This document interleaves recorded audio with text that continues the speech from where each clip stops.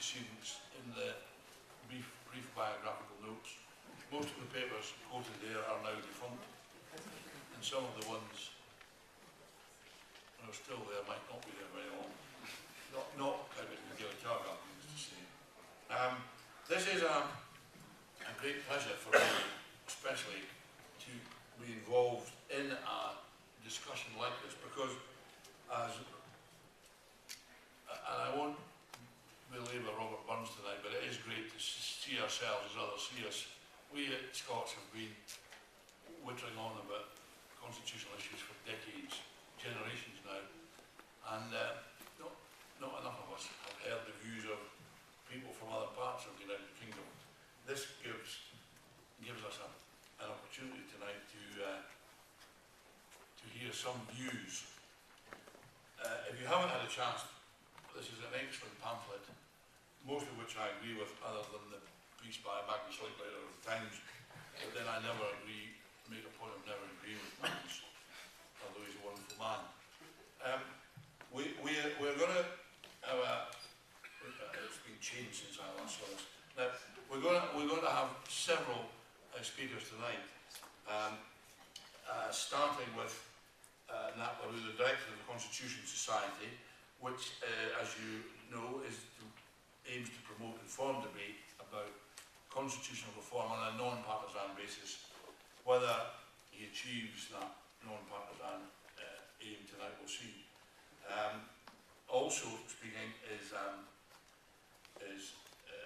David Mundell, who is a rare commodity, more rare even than Ospreys. He's the Scottish MP for the Conservative Party. He's also the chairman of the Scottish Conservative Party.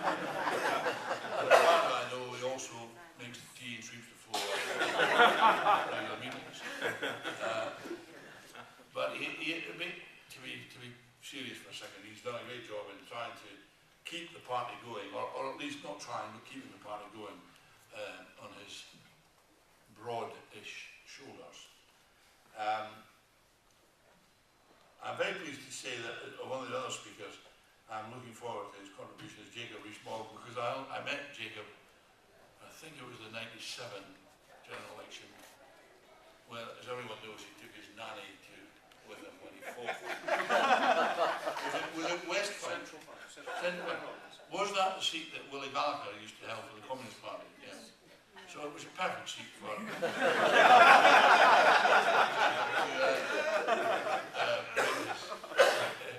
Break his ducking representative politics. I'm appalled to hear from my colleagues at Westminster that he's called the Mog. There's clearly a lot less deference in Westminster than there were during the 20 years I was there. And bringing up the rear, so to speak, is Philip Blond, Director of Respublica, which is, Philip's had many descriptions, the founder of Red Tourism, David Cameron's Guru X, and it is a multidisciplinary non-party, again we'll see if that's true, which aims to come up with bold solutions to our social and economic problems. So the great thing about this is I am neutral, I have no views whatsoever, so I'll ask Nat to open the discussion. We will have plenty of time for questions at the end. The bad news is someone forgot to order the booze, so you'll have to stay here. Nat, please. Well, thank you very much, Alan, and I shall also try and remain neutral. Starting off with the referendum and its likely result, the average of recent polling suggests around 60% support for the Union, 40% for independence, although with a large number of don't knows, and that's been surprisingly consistent over the past year. And it's worth noting that in constitutional referendums in the world generally, there's a marked tendency for support for the status quo to harden up as the day approaches, as we saw in the Australian referendum on the monarchy 2 years ago. Now, having said that, of course the future's unknown, and one might think from the sidelines that a no result does look rather likely. Having said that, clearly tactically unwise for those who are actively campaigning for a no to suggest that it's in any way in the bag.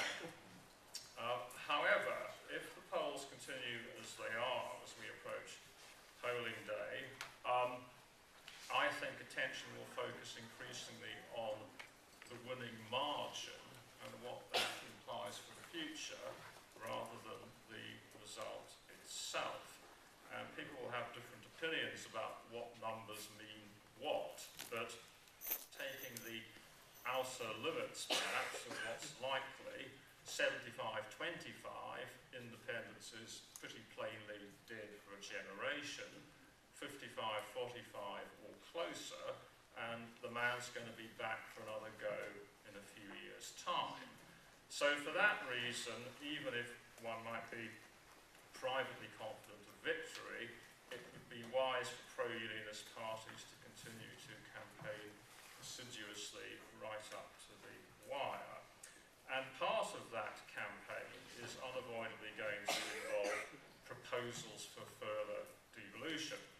And all the parties, in different degrees of detail, have made it pretty clear that, as Ruth Davidson said a few months ago, a no vote is not a vote for no change. Now, neither Conservative or Labour have come up with detailed proposals as yet, but I think we can guess in broad terms what the focus of further devolution must be. And that's because the current devolution settlement is so extremely peculiar by international standards. Scotland, as we stand right now, has really quite significant devolved spending and regulatory powers. The Scottish Parliament takes spending decisions affecting half of all public expenditure in Scotland, and that's on a par with what you get in one of the more devolved federal states elsewhere in the world. But at the same time, the Scottish Parliament has very limited tax raising powers, and even after the implementation of the 2012 Act, it's going to be very far short of the situation that you would have in, for example, the province of Canada, where quite a high percentage of taxation is raised at the subnational level. So it would be quite odd if ideas about further devolution didn't focus mainly on enhanced fiscal powers. But of course, the parties are going to have different ideas about exactly what they might want to offer. And at the time of the referendum, we won't know, stating the obvious, who's going to be in government in Westminster after 2015. So it's not just the nature of independence which will be a subject of uncertainty to Scottish voters in the referendum. We've heard a lot about that in the debate so far. It's also the consequences of a no vote which will be unclear. Having said that, jumping ahead, I think you can say that the likely outcome is that Scotland ends up with the thing that most Scottish voters appear to want, the one thing they're not being asked about in the referendum, which is some form of enhanced devolution. And that perhaps is one of several ironies in the current situation. So what does enhanced devolution look like if you are in Scotland? Well, under the current arrangements, the Scottish Government's able to provide significant benefits not available elsewhere in the UK. Free prescriptions, excellent home care for the elderly, no university fees, and so on, without having to raise the taxes to pay for them. And indeed, they've been able to freeze council tax for the last 7 years. Now, this, I would argue, and at least one of the pieces in the pamphlet says the same thing, has created a culture of irresponsibility in which Scottish governments are incentivised to pursue populist spending policies with no responsibility for the fiscal consequences. So perversely, it wouldn't be surprising if progress towards enhanced devolution, with a hefty element of extra fiscal powers, at some point actually begins to undermine support for the Scottish Government and the concept of devolution. Another fine irony in the current saga. Indeed, some might argue, at least from a purely narrowly financial perspective, that Scotland has about the best deal it's likely to get right now. So what about the rest of the UK? Well, there's nothing wrong with asymmetric devolution, and given the history of the Union, it's inevitable and right that if we are going to have devolution, and that's the road we're all now on, Scotland travels furthest and fastest of any part of the UK. And nor is there anything wrong in principle with public money being deployed asymmetrically in different parts of the UK according to social need and so on. However, I do now think that we are approaching a situation where the unbalanced treatment of different parts of the Union is starting to create tensions, and at some point that elastic band may snap. And in particular, leaving aside the implementation of the 2012 Act, it doesn't seem to me right that there should be a further round of Scottish devolution after in the 2015 Parliament without at least some serious consideration of the position of the rest of the UK and England in particular. England is another rather odd place by the standard of international comparators. It's certainly the most centralised large democracy in the world, and in England it's only London that enjoys any sort of significant devolved authority, and even that's very limited compared to normal local government powers in a European country. At the same time, and this is perhaps the third great irony in the story, devolution has significantly tightened central control of Scottish local government, which now significantly exceeds anything that we saw prior to 1999. And I have, at least in private, heard SNPdom as it currently operates, may even have been our esteemed chairman who used these words, as a sort of Stalinist republic. So how does this all impact on how does this all impact on electoral politics? You know, it's an interesting 18 months we've got ahead of us. It's no doubt that the mood in England has changed. There is growing resentment, at least amongst some parts of the electorate, at what is perceived to be Scotland's unfairly favourable treatment. Some of that's focused on the West Lothian question, the question of over-representation in Westminster for Scottish MPs, but I think it's mainly about public spending. And indeed, in some recent polls, support for Scottish independence is actually slightly higher in England than it is in Scotland. It's a very interesting report from IPPR a couple of months ago, which drew on the results of a previous piece of work, previous survey, and that showed pretty convincingly that those in England who were most exercised by so-called Devo unfairness, in other words, the idea that Scotland had too good a deal, tended to be the same people who wanted the UK to leave the EU. In other words, potential UKIP voters. And a very interesting question, I don't know the answer to it, is why Mr Farage, he who must not be named, at least in this company, has not played the English card, especially after his rather unpleasant experience in Edinburgh a few months ago. Well, is this a philosophical dilemma, or is it simply a matter of timing? And the timing's very interesting here. The European elections are in May 2014.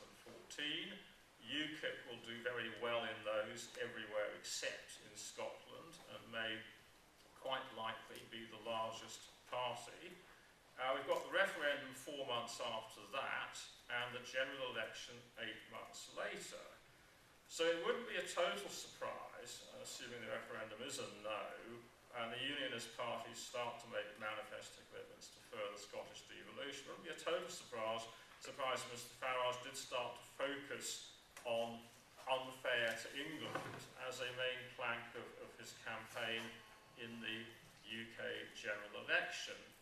And we can guess what the slogans will be there. The first will be that Scottish taxpayers should pay for their own enhanced benefits.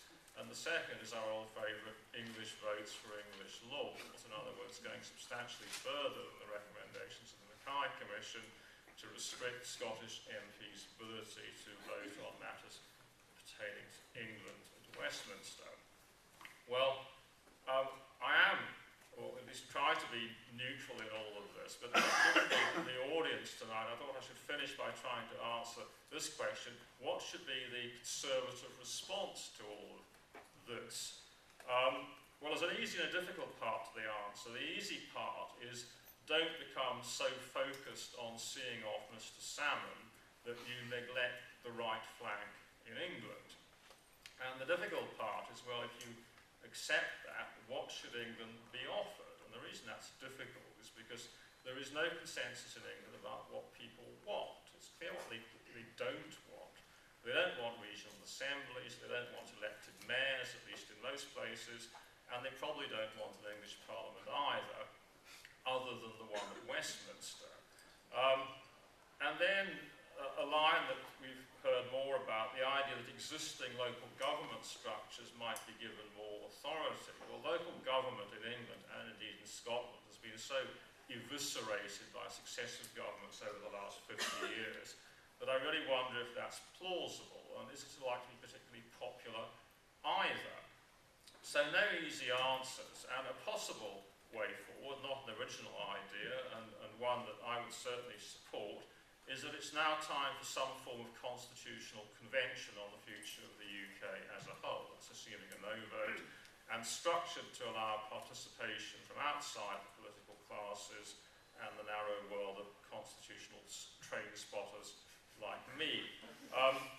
And whatever the outcome of that, it would at least have the merit that the voters outside Scotland would feel they had some voice in the future of the Union, which is something which they very obviously seem to lack at the moment. Thank you very much. Thank you very much, Nat.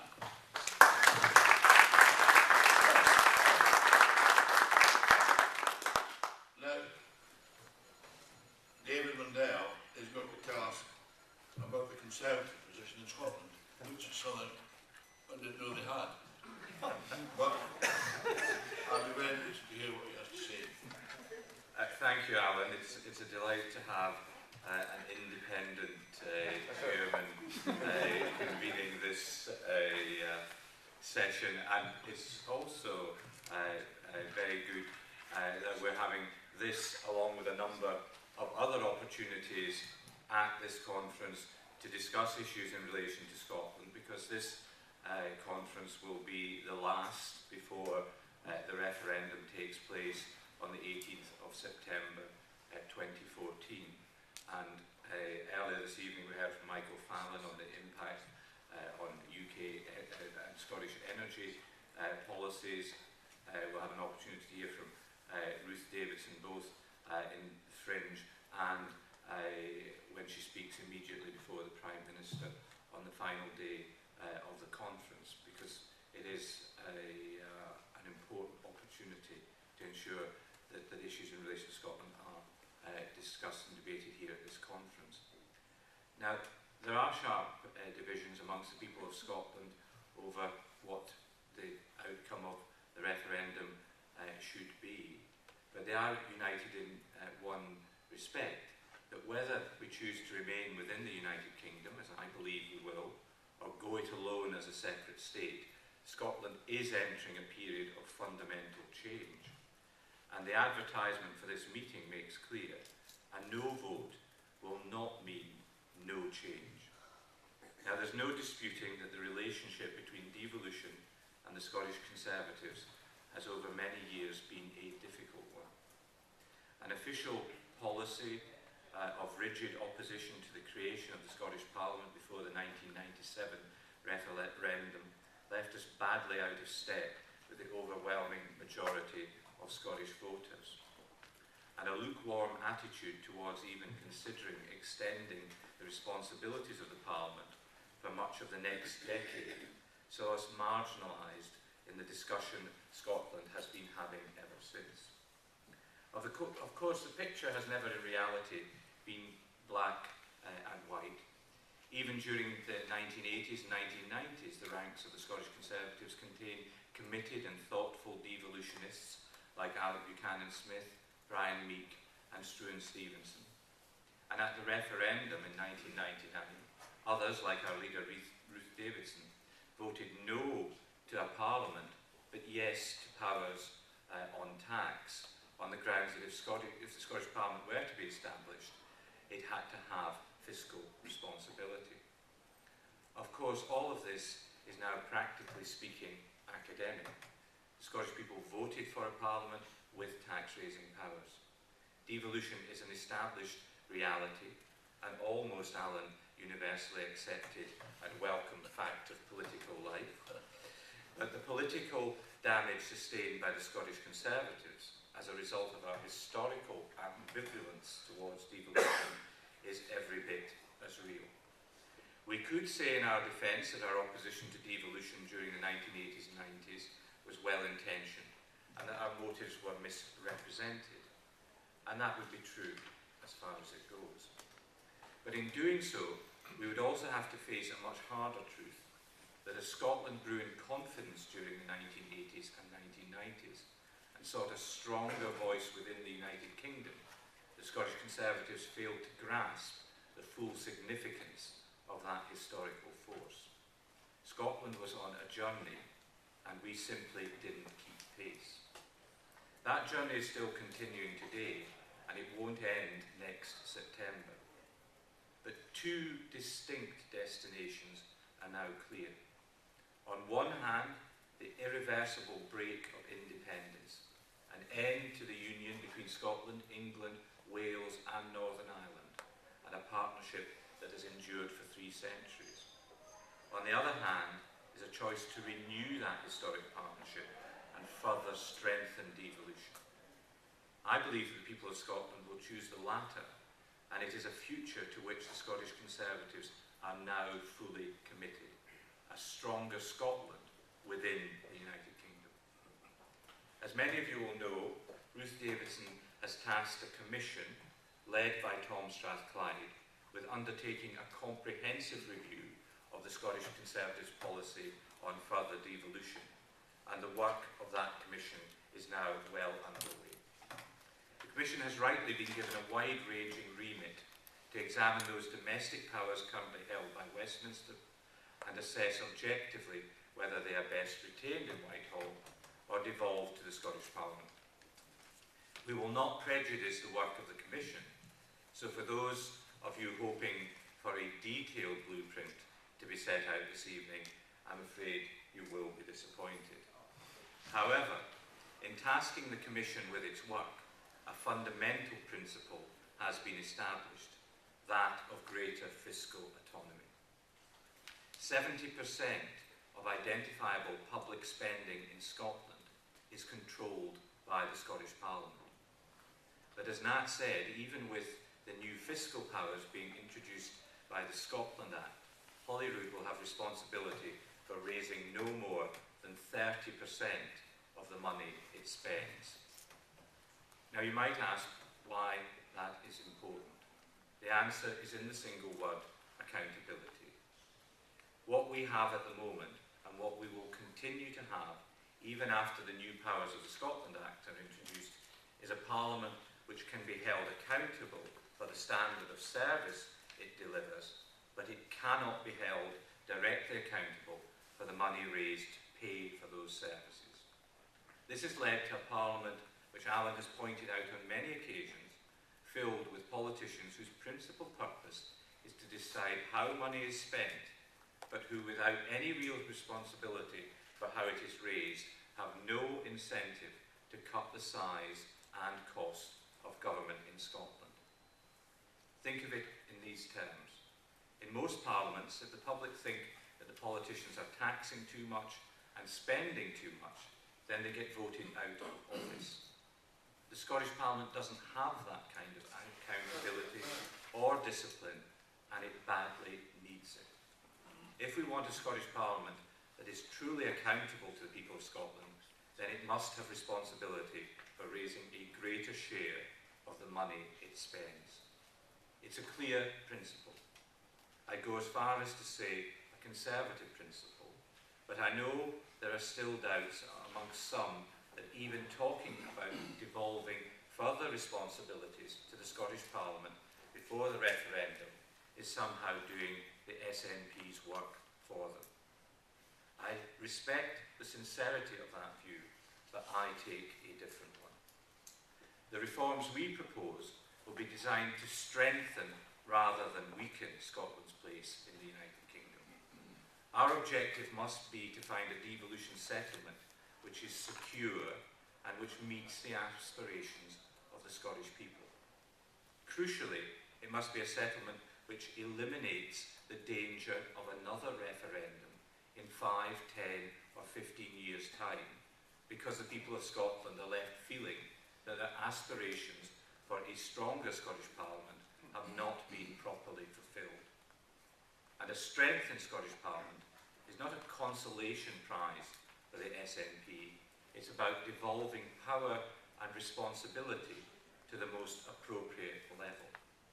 Further devolution isn't a competition between Westminster and Holyrood, it's about achieving a spread of powers and responsibilities that will secure a stable and lasting structure of governance across Scotland and the UK.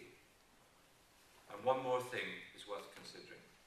By arguing for more fiscal responsibility for the Scottish Parliament, we're not just doing the right thing for Scotland, we're also helping to create the space for Scottish Conservatives to promote distinctive and practical Conservative policies on cutting tax and reining in excessive public spending. A constitutional settlement that's both popular with the Scottish people and at the same time advances sound Conservative policies of fiscal accountability and responsibility. That's a winner in my book. And as we approach the referendum, each of the pro-UK parties in Scotland will offer a package of reforms to strengthen devolution.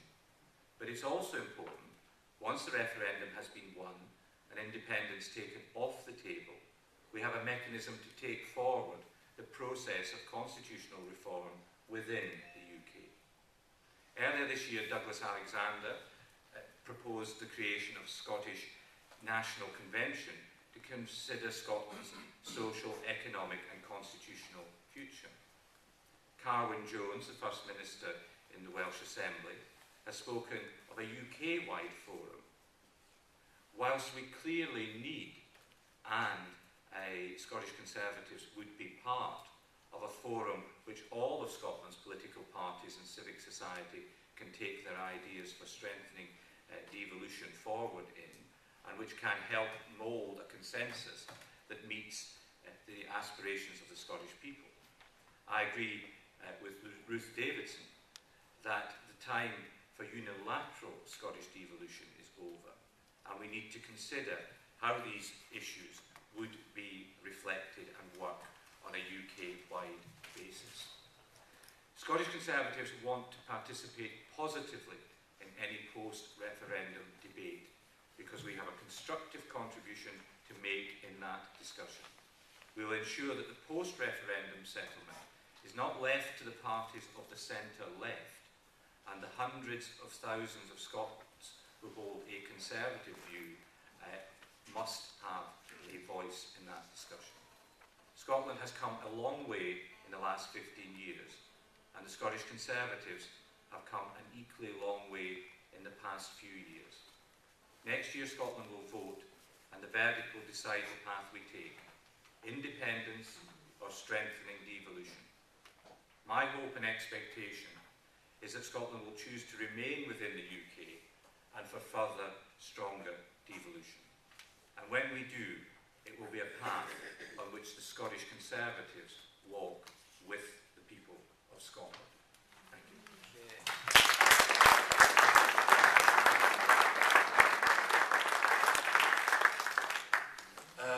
Thank you very much, David. I think I've got several questions to ask you later. However, without any disrespect to my other members of the panel, I really want to hear from Jacob Rees-Mogg, because the people of England must speak in this debate, and they've been ignored for a very long time.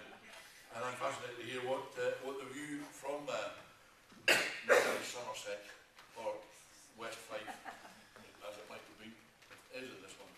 Thank you. Jacob. Well, thank you very much, Chairman, for that flattering introduction. Can I do a quick poll? Not a who is eligible to vote in the referendum in Scotland, please put their hands up in this room, please. Okay, so there are a few of you. Everybody who is on the electoral roll in England, Wales or Northern Ireland, please put their hands up. Okay, so it may not be unreasonable to speak about England to this audience and to understand that the whole question of devolution and the independence of Scotland is one that is essential to the English as it is to the Scottish.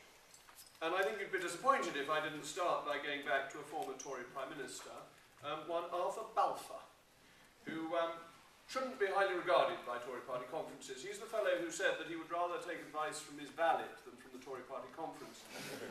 As he was a rather unsuccessful Tory Prime Minister, I think he would have been well advised to have listened to Tory party conferences more carefully, and then he might have done better. But this is what he said on the 22nd of October 1911. He said, "How are you going to deal with England?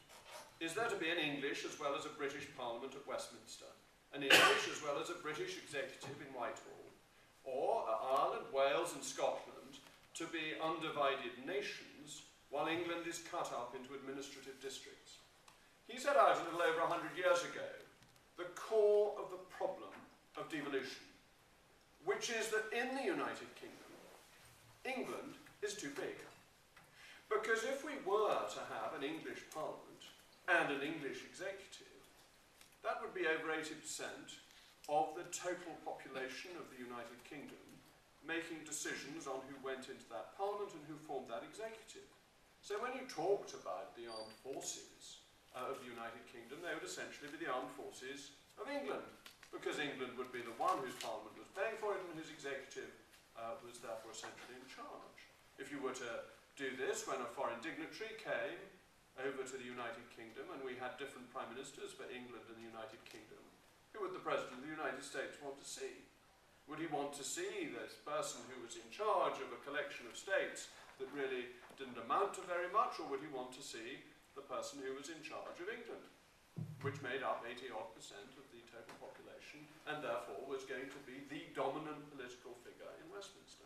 And that has always been the central difficulty for England in devolution, that we are too big to be a single nation, a single devolved nation, but other than me, nobody's very interested in Wessex and Mercia and the Angles and East Anglia, and Kent was a great kingdom as well, and Sussex, I believe, the last bit to be converted to Christianity. So any of you who think Sussex is frightfully posh, let me recorrect your thinking. Because actually they're a bit backward in converting. But that's a long time ago, and we don't think of our nation in those little segments. We think of it as the United Kingdom, and within that we think of England. Whereas the Scots think of the United Kingdom and Scotland, which is a sensible, and Wales and Northern Ireland, a sensible unit of which to have government. It is small enough not to overwhelm the United Kingdom in the way that England would. But that leaves the Wesleyan question, and you all know how the Wesleyan question works. Tam Diel, that very distinguished Labour politician, was the first person to put it, and it remains a real problem that it is perfectly possible that the result of the next election will be that there is a non-conservative government, even though there is a plurality of conservative MPs in England, so that education policy and health policy for England will be made by people who cannot vote on those self-same subjects for their own districts. This is clearly absurd and very unfair on the English. And if we have a no vote in devolution, and devolution is then the settled view of the Scottish people, and there's no question of independence, then we will find that answers will be demanded. And I come back to one that actually isn't necessarily very popular, but I think is one we as the English should adopt. And that is that, yes, there will be arguments about the number of MPs that should come from Scotland and from Wales and from Northern Ireland. And bear in mind, when Stormont existed, the number of MPs from Northern Ireland was reduced because they have their own powers. But that actually those of us who are English, and I'm speaking as the bulk of the audience, should feel that this is a price worth paying for the United Kingdom.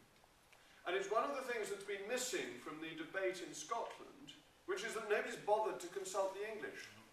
And when I go round addressing Conservative associations in England, I find there are quite a lot of people, and we heard that there's evidence that some of the people who are most Eurosceptic are also quite keen for Scotland to go it alone.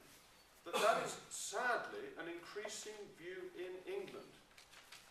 And I think we should argue back to those people that the view of the nation that they take becomes so narrow if it's purely England, makes us such a small, shrunken, shriveled place, that we need to accept that the cost of the Union is this over-representation of the smaller parts that come into it and make it up to a United Kingdom. And that is in fact the only answer to the Wesleyan question, is to say, because of the view we have of our greatness as a nation, we accept that we need to be bigger than essentially London plus. It's what it would end up being, because once you've cut it up into England and you say we've got this rich little bit, why not? Why not say, well, let's have London, because London would be very rich. I did hear a mayoral candidate once say that. He gave the figures for how much tax London pays and said that that should be spent in London. The silliest point, you can imagine you could go further and say, look at the tax paid by the City of London. That should all be spent on the 3,000 residents of the City of London. If you go down that route, we'd all move to the City of London to get a share. But we have to view ourselves, I think, as one place. And it fits in with my view of Europe as well. That I think the natural level of a country, of a place which has standing in the world, which can represent me and you on the world stage, is in fact the United Kingdom. It is big enough to have clout. England would be very small. But I don't want to be so big as to be a small part of a continental empire that is representing me on the world stage. I have no interest in that level of soft power, if you like. But I do have an interest in the level of soft power that we have already got, which links inexorably back to our history and where we came from. We are the inheritors of all that the United Kingdom has done over several hundreds of years. So I do want us, those of us here in this room who are English, to think really carefully about what is going on in Scotland, and to think what we want in return, and then I hope to decide that actually it is really important to us that Scotland remains as a part of the United Kingdom, and Wales and Northern Ireland too, because that is in truth the nation that we owe loyalty to. I didn't do the second stage of my poll, which I was tempted to do, because I know there are people here born in Scotland who are not eligible to vote in Scotland. And that tells you something further about our nation. We are a nation that has come together from all our constituent parts wherever they happen to live. Just deciding that one part can go off on those who happen to live there on a particular date is something that I deeply regret if that were to happen. And I think from an English perspective that would be an unreasonable thing to happen, and indeed on those Scots living in England, I think an unreasonable right would be taken away from them. But I come back to the point that we as the English have to be believers in our own nation, and then we have to make a sacrifice, which is allowing the small price of the Wesleyan question to be paid to keep together our great nation, our historic nation, our nation that has done more good in the world than any other country you can name. And that is the United Kingdom. It is not just England.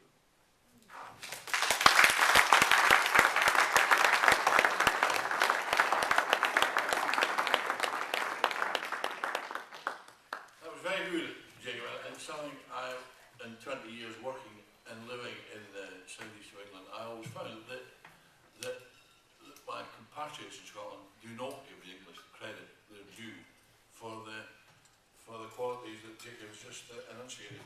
But anyway, now I think we'll move on to Philip Blond, and before he does, I'm going to steal some of his the words he might be using, because in this excellent pamphlet, Philip has talked about the proportion of Jocks and Poms who live on either side of the border.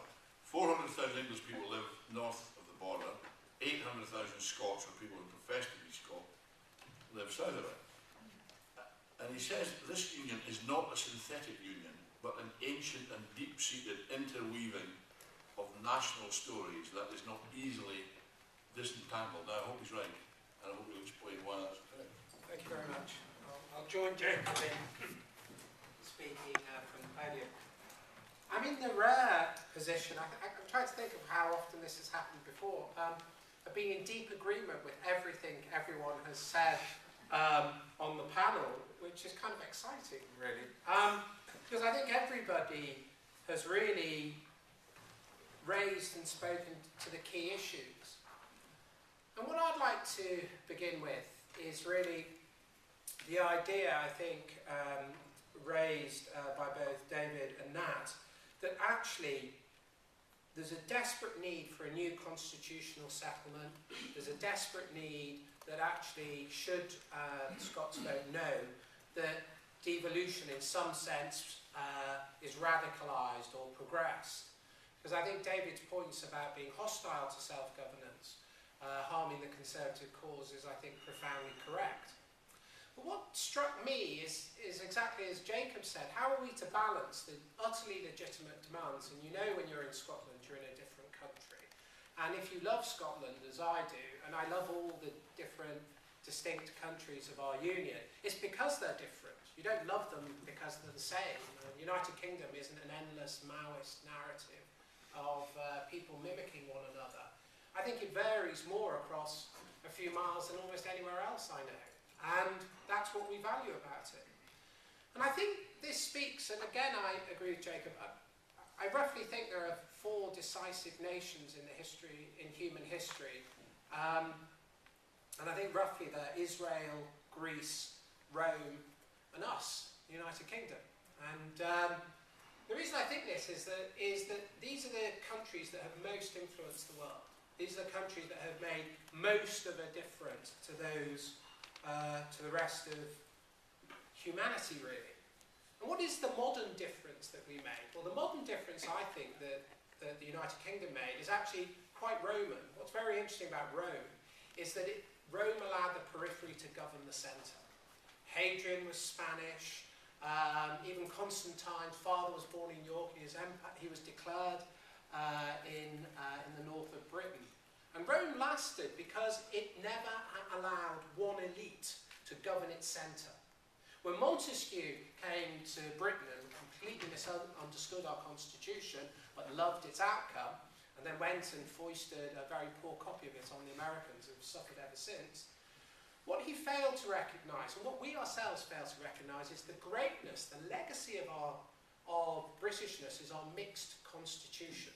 And actually one of the great defenders of our mixed constitution was Enoch Powell, and if you ever get the chance to read his book on the House of Lords, he grasps it perfectly. So what is our mixed constitution? Our mixed constitution recognises that simplistic democracy isn't democratic enough.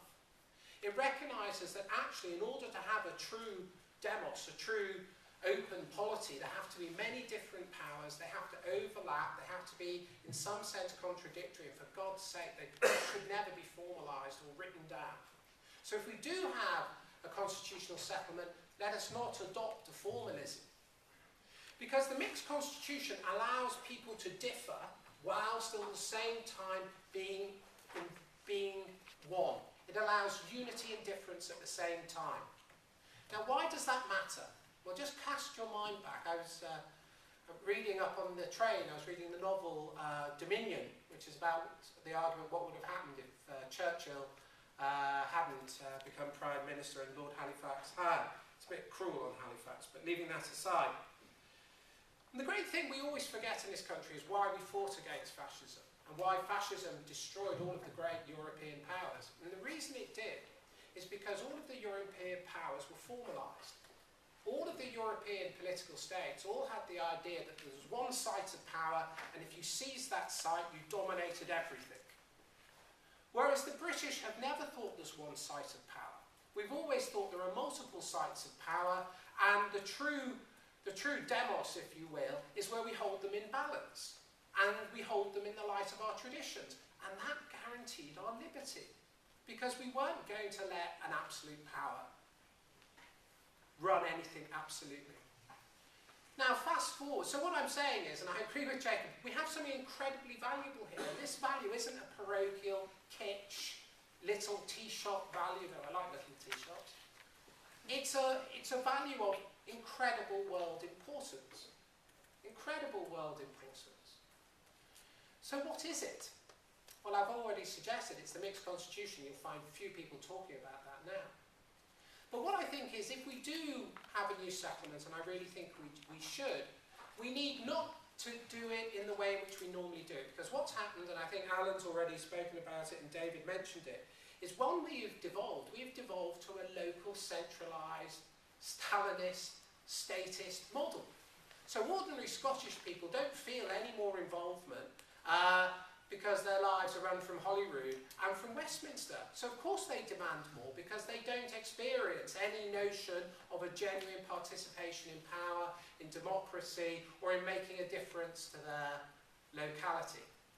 So what I think we need to do, if we think of a more radical devolutionary offer, and I completely agree with the Minister on that, is devolving past Holyrood. What Scotland needs is a more radical version of our own Localism Act. And our own Localism Act, which is much muted, and we lost a lot of what made it valuable, the referendum and so on.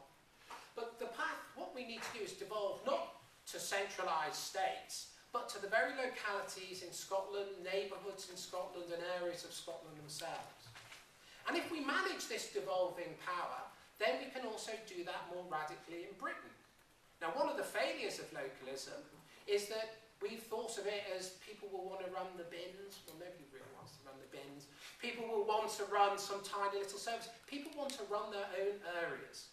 And if we can offer people the genuine opportunity to run their own areas, even on a very small level, that's the thing that will attract them the most.